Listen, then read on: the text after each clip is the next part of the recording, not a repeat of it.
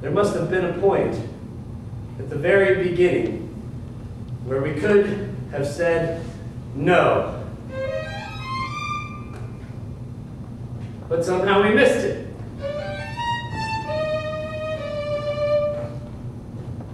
Rosen! Gildens!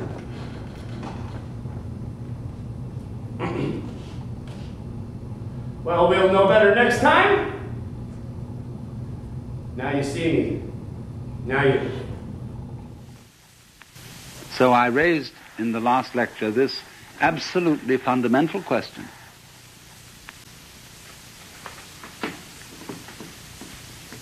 We can see ourselves today through our technology,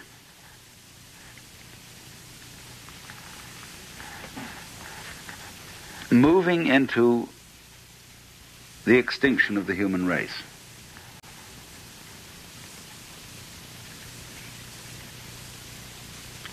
You can think of a number of ways in which we might make an end of ourselves, any one of which would be heftily disastrous, but the combination of them is overwhelming.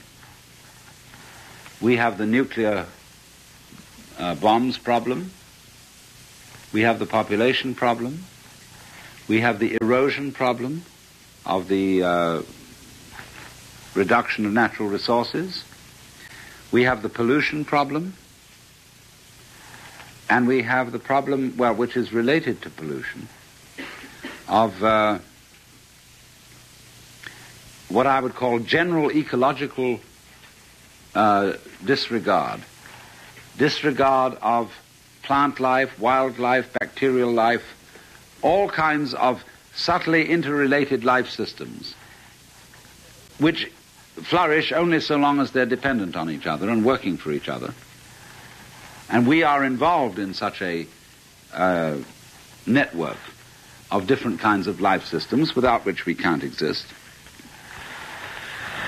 But we are geared to living on the short run. Welcome to Fuki Cafe. I'm Ivy Cohn, and I'm in an edge place where the forest meets the meadow. Edge places. Planet Earth's living systems are at an edge place of great proportion.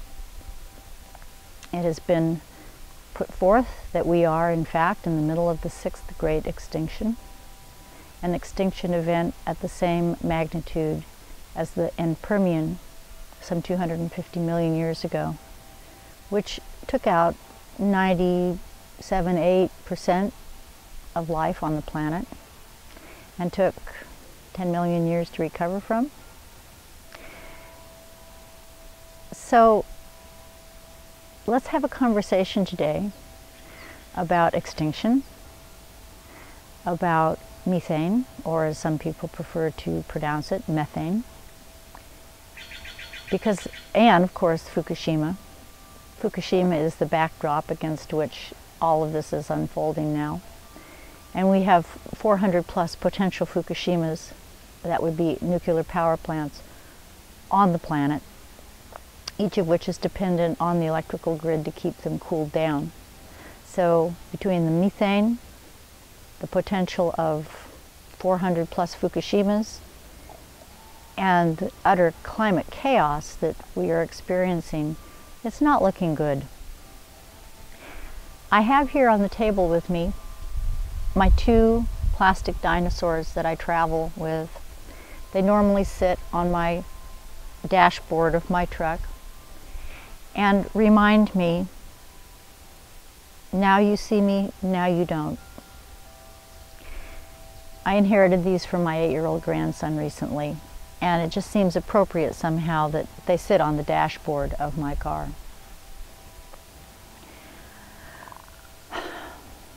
Since last November, just after the show that Mike Rupert did, where his guest was Tony Muga, an investigative journalist who brought forth a great deal of data regarding the magnitude, the extremity of Fukushima, confirming what we had suspected, that it was off the charts horrible.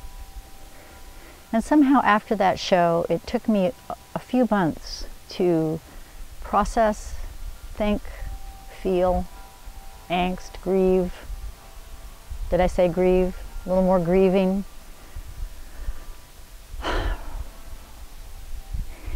And in the early part of 2014, I decided that I needed to do a show on methane and on extinction. In April, however, just about 1 year after Daniel Drumright wrote his essay, which was posted on Nature Bats Last and is still there in the archives, the title of which was The Irreconcilable Acceptance of Near-Term Extinction. That was in April of 2013. In April of 2014, Mike Rupert took his life by his own hand without Mike's input, his humor, his forthrightness, his extensive connecting of the dots. I would probably not be here today doing what I'm doing. So in some small part, this show is a tribute to Mike and a thank you. I'd like to start with the last passage from the preface to The Sixth Extinction by Elizabeth Colbert. It was published within the last 12 months and is an excellent read, which I'd heartily recommend to any of you. If extinction is a morbid topic, mass extinction is, well, massively so. It's also a fascinating one. In the pages that follow, I try to convey both sides. The excitement of what's being learned, as well as the horror of it. My hope is that readers of this book will come away with an appreciation of the truly extraordinary moment in which we live. One of the reasons that I like to keep my dinosaurs handy is that they didn't have the ability to sit together and discuss where they were within the cosmos, upon the continents. They didn't have the ability to sit together and be self-reflectively aware and conscious.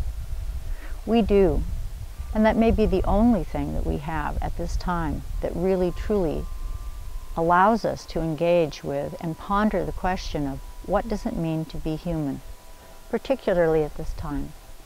Particularly at this time. Again from The Sixth Extinction.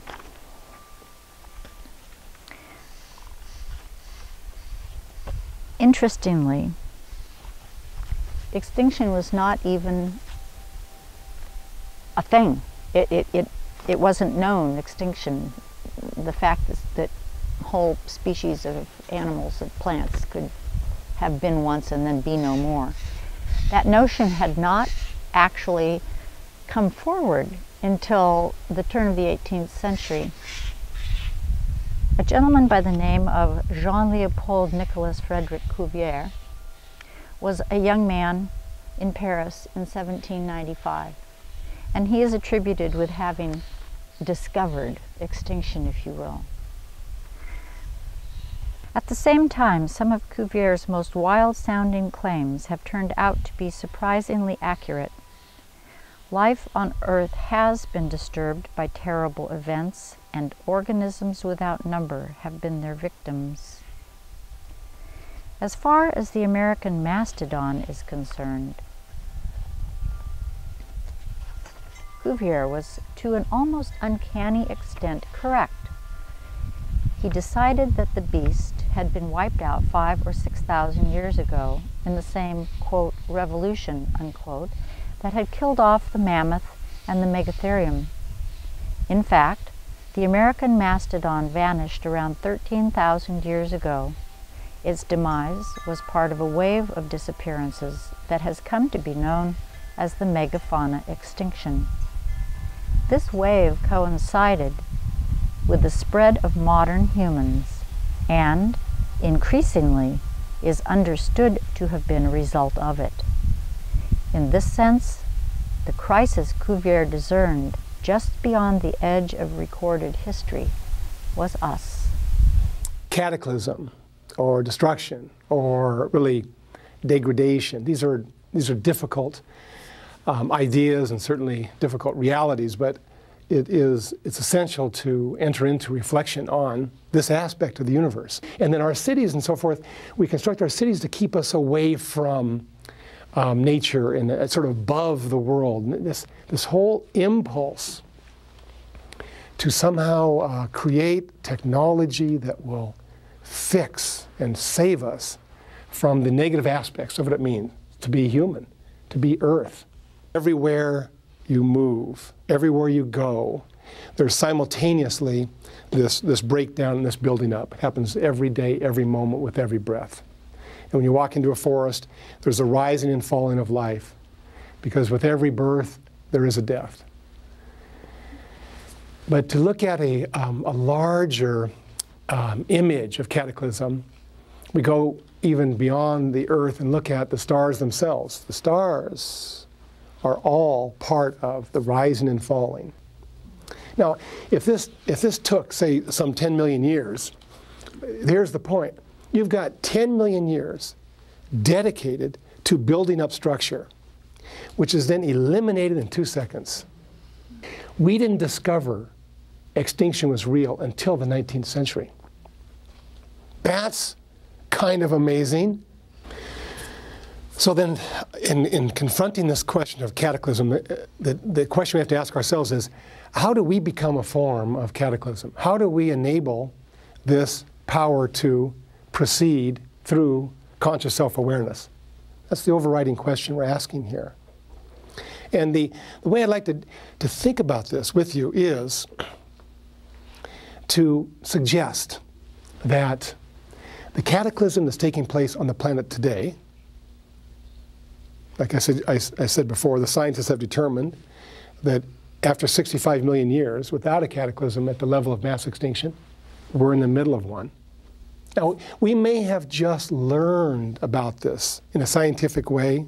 We can measure it empirically, and so we can say, yes, the cataclysm is taking place. But the interconnected nature of the Earth community, the interconnected nature of this Gaian reality in which we live in, communicates in a deep way, so that whether or not we intellectually know about the cataclysm, whether or not we know the empirical evidence about the mass extinction, we are in the middle of it, and it permeates even our, I would say, our feelings and our actions and our behavior, one way or another.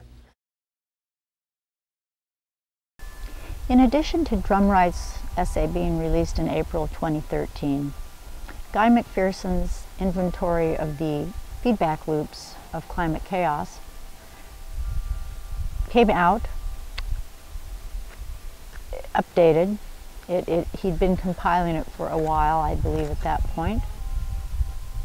And in August of 13, the list had 19 feedbacks. January of this year, it had climbed to 30. And the last update in June was at 38.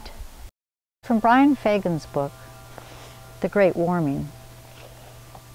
Today's preoccupation with medieval warmth is entirely understandable in a time of uncontrolled anthropogenic warming, with all of the harrowing threats of melting Greenland ice sheets, rising sea levels, and increased storminess. This book was published in 2008. Lots has happened since then. So from Tuesday, June 10th of 2014, in the Arctic News website, authors Malcolm Light, Harold Hensel, and Sam Karana posted an article entitled "The Arctic Atmospheric Methane Global Warming Veil," its origin in the Arctic subsea and mantle, and the timing of the global terminal extinction events by 2040 to 2050. An excerpt from this article. We have got just over 14 years of progressively worsening weather with extreme storms before we face the possibility of an Arctic methane-induced 8 degrees Celsius atmospheric temperature rise, with associated global deglaciation and extinction. An extinction event equivalent to the Permian extinction is expected to begin by 2038 to 2040 and last through 2065. Pretty fast blink of the eye to do in 95+% of life on the planet. A Permian level extinction refers to the end Permian extinction, in which 98, give or take, % of all life perished on the planet. It took 10 million years at least to begin to recover from that. And we are just sitting on the precipice of something that massive occurring. That's where methane comes into this. It is hugely more of a greenhouse gas than CO2. This is an excerpt from an article written by Roy Scranton in November of 2013.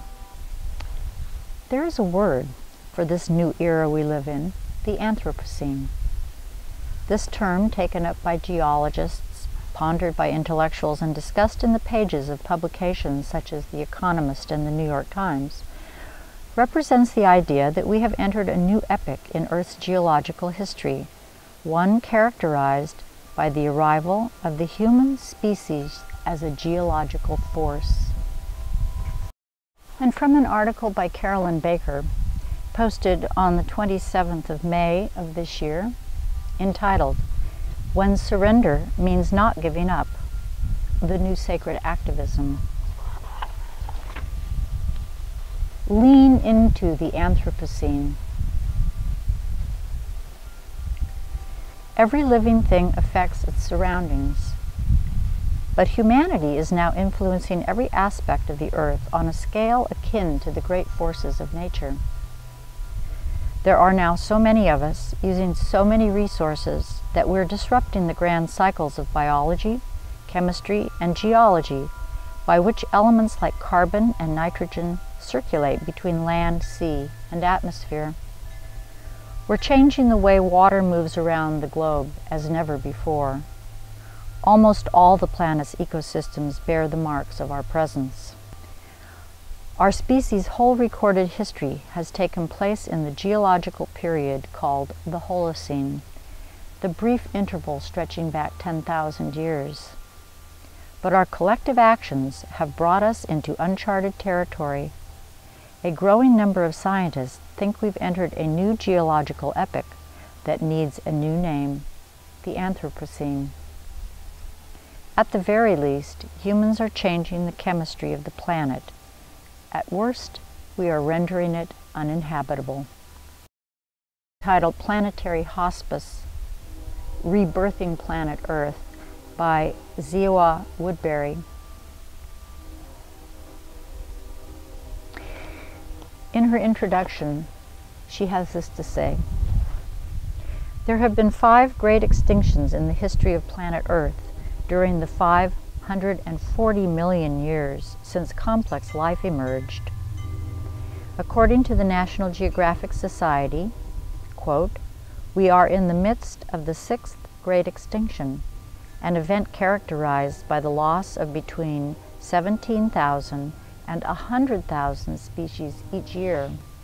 The worst of the 5 extinctions, often referred to as the Great Dying, resulted in the loss of 95% of all marine species and 70% of all terrestrial species.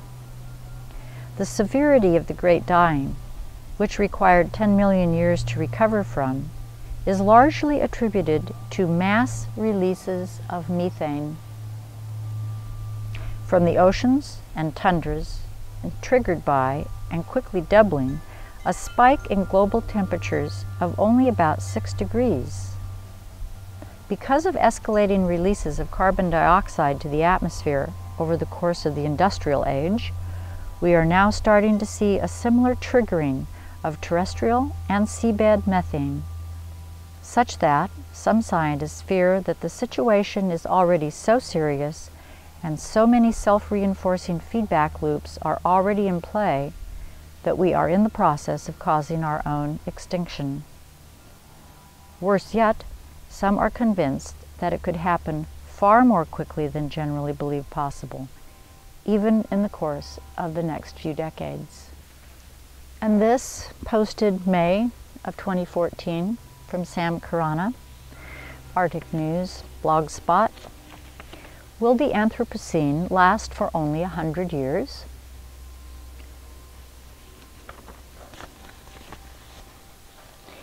Without action, it appears that the Anthropocene will lead to extinction of the very human beings after which the era is named, with the Anthropocene only running from 1950 to 2050, a mere 100 years, and much too short to constitute an era.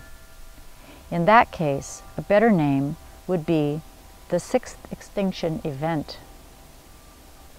Arctic News is a valuable resource for staying on top of what's happening with the methane releases all over the planet, but particularly in the Arctic region. It's difficult reading for us lay people who don't have a background in chemistry, physics, geology, but we can read between the lines and get a lot of information. Another very current article was from the Newsweek cover story, "The disaster we've wrought on the world's oceans may be irrevocable," by Alex Renton, posted July 2nd, 2014. Excerpt. "There's a profound game-changing event going on in the life of the sea," says Callum Roberts, a professor of marine conservation at the University of York, England.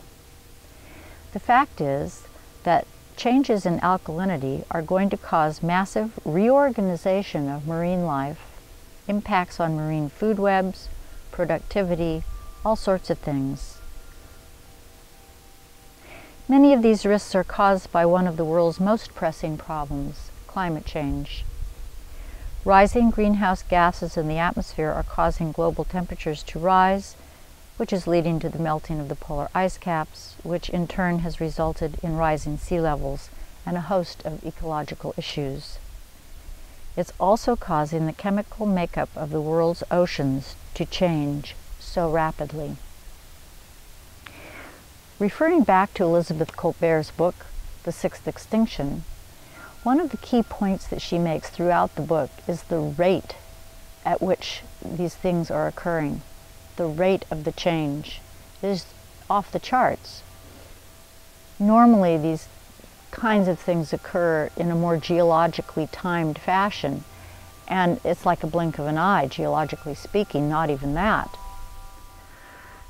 Within several human lifetimes. This is incredible. Scary, but remarkable. Back to the excerpt from the Newsweek article. "Other problems are likely to emerge because of the pH change. One of the suggestions is that the stable, solid form of methane, called clathrates, that lurks in the ocean sediment may be upset by changes in water chemistry and temperature and release the gas into the atmosphere. Methane is a greenhouse gas many times more damaging than carbon dioxide, which has, in the past, turbocharged global warming. This is called the, quote, clathrate gun hypothesis, unquote. And the core samples suggest that this is just what might have happened during the PETM, that is the Paleo-Eocene thermal maximum, which occurred between the Paleo and Eocene epochs 55 million years ago, when large numbers of ocean species, particularly from the deep seas, disappeared, and the ocean surface was 9 to 16 degrees Fahrenheit warmer. That doesn't sound like much, but it's enough to radically alter life underwater and to wreak havoc on land dwellers too. Many of the world's major cities would disappear beneath the rising waves as the ice melts and the water expands. The same shifts that happened over the course of a few thousand years during the PETM are now due to happen over just a few centuries, counting from the beginning of the Industrial Revolution and the widespread use of fossil fuels. The record tells us that, though pH has been lower in the past, this time the changes are happening about 10 times faster. And that means there is no time for species to evolve and adapt or the ocean to buffer itself. It's clear that the ocean is acidifying, much clearer than that the world is warming. And we know that most of the effect is caused by man's actions. The only argument among scientists is over how much damage is being done. Methane hydrate, clathrate gun. The cause of the sudden temperature increase in Australia this year, that would be 2013, can be traced to the fast building pall of methane in the northern hemisphere caused by global warming of the Arctic methane hydrate permafrosts and destabilization of the subsea methane hydrates. At the moment, the entire Arctic is covered by a widespread methane cloud, but it is very concentrated over the Eurasian Basin and Laptev Sea, where the subsea methane hydrates are being destabilized at increasing rates by heated Atlantic Gulf Stream waters. The area of the Eurasian Basin is similar to that of the East Siberian Shelf, and is indicated that some 50 billion tons of methane could be released at any moment over the next 50 years from destabilization of subsea methane hydrates, producing catastrophic consequences for the global climate system.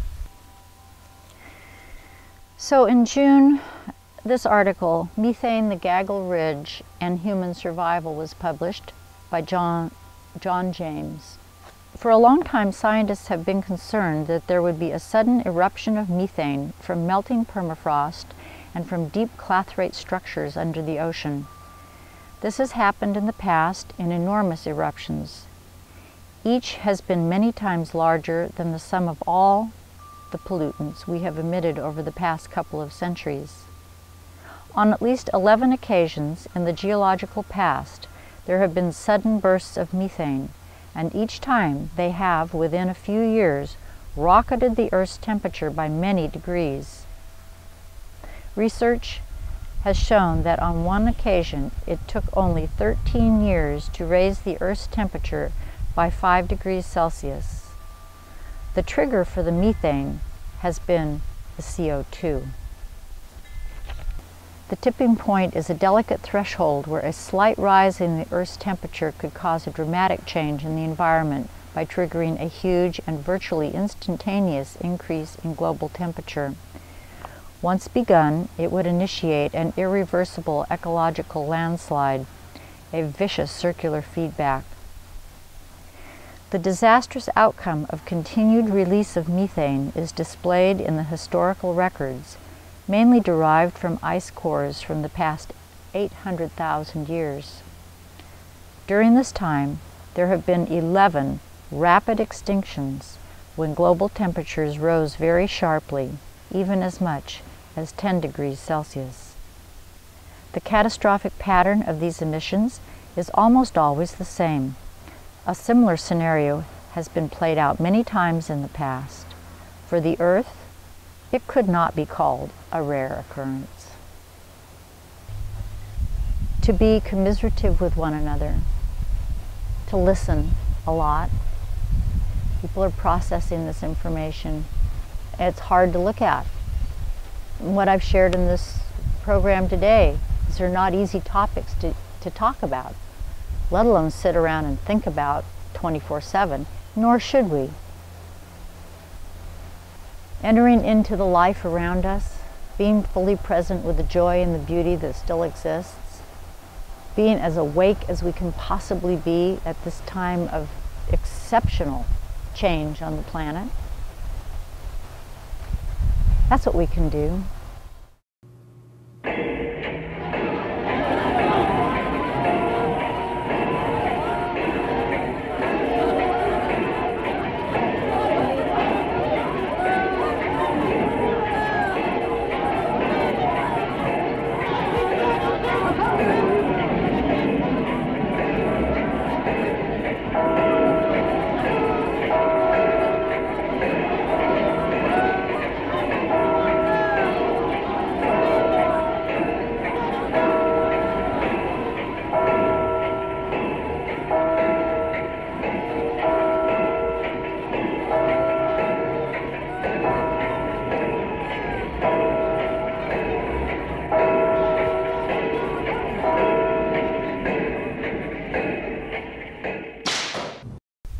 One of the quotes from Guy McPherson that I really cherish: "I've given up on civilized humans making any effort to take relevant action.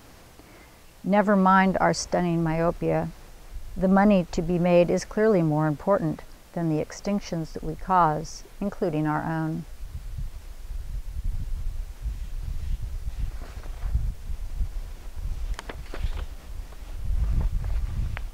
And Brian Swim, dear Brian Swim.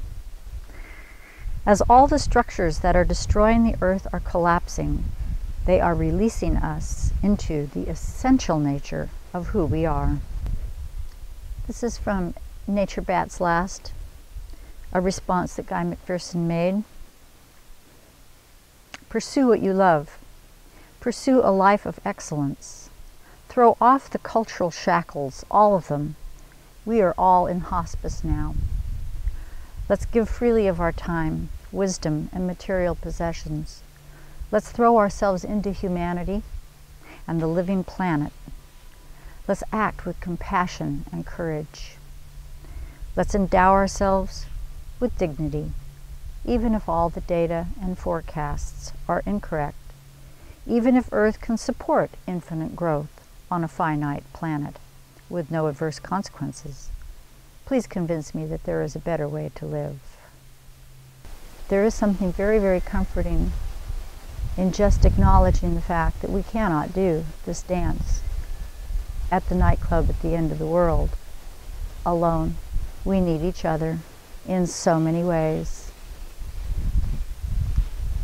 So I thank you for sitting with me on a rather unusual Fuki Cafe.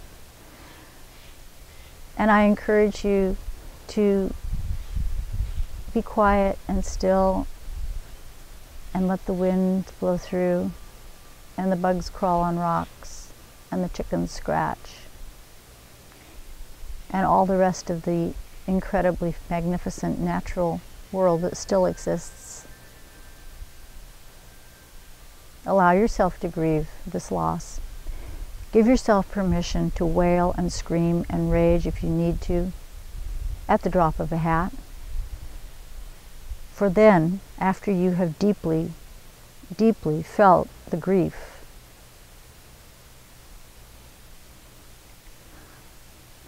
then you can deeply feel the joy that is also still present right here with us in so many ways. Look for beauty, be kind to yourself and to those around you. I'd like to close the show today with a video tribute that I initially created for Mike Rupert. It ended up actually being a tribute to so many other people, to all of us, for we cannot do this alone. The name of the tune is On the One, and performed and written by Ma Muse. Until next time, I'm Ivy Cohn. This is Fuki Cafe. Doom, doom, doom, doom, doom, doom, doom, doom, doom, doom, doom, doom, doom, doom, doom, doom. Wild rivers flood over Iowa plains, over banquet tables, water rights are exchanged. Ash falls around, summer rain. and the sky hangs yellow from galaxy hooks. I wake up in the morning, take a second look. It's just nature doing her thing. Nature doing her thing.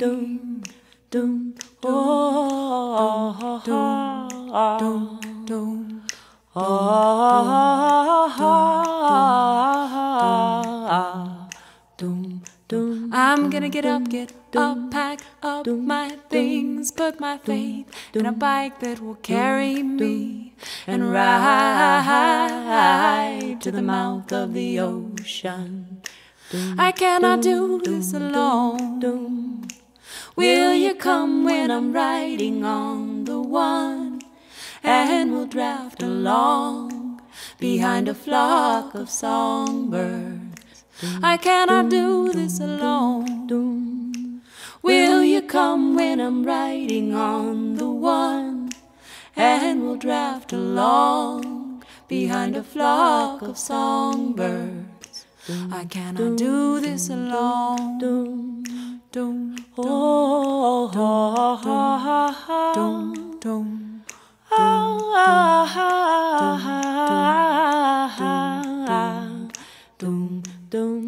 I've invested my savings in a two-piece suit where my love rests between the bass and the flute. Dreams are infused in this harmonious game. I cannot sing this alone. Will you sing when the silver strings have flung? They are invitations to you to sing along. I cannot sing this alone. Will you sing when the silver strings have flung? They are invitations to you to sing along. I cannot sing this alone. The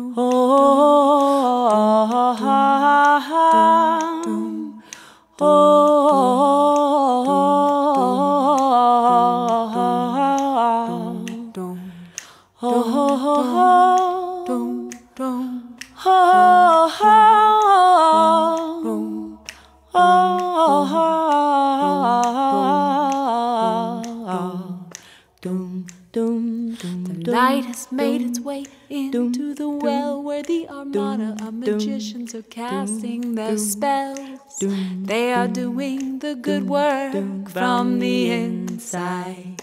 They cannot do this alone. Will you come when the light begins to dim? To dim, to dim, to dim, to dim, to dim. They cannot do this alone. Will you come when the light begins to dim? And together we will let love in. We cannot do this alone.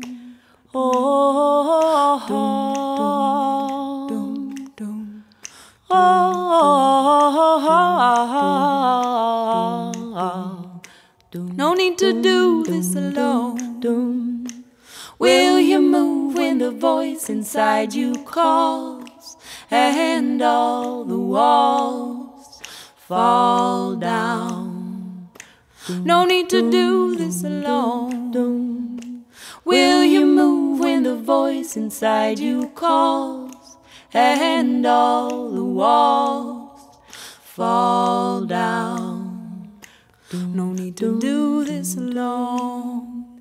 No need to do this alone. No need to do this alone. No need to do this alone. No need to do this alone. No need to do this alone.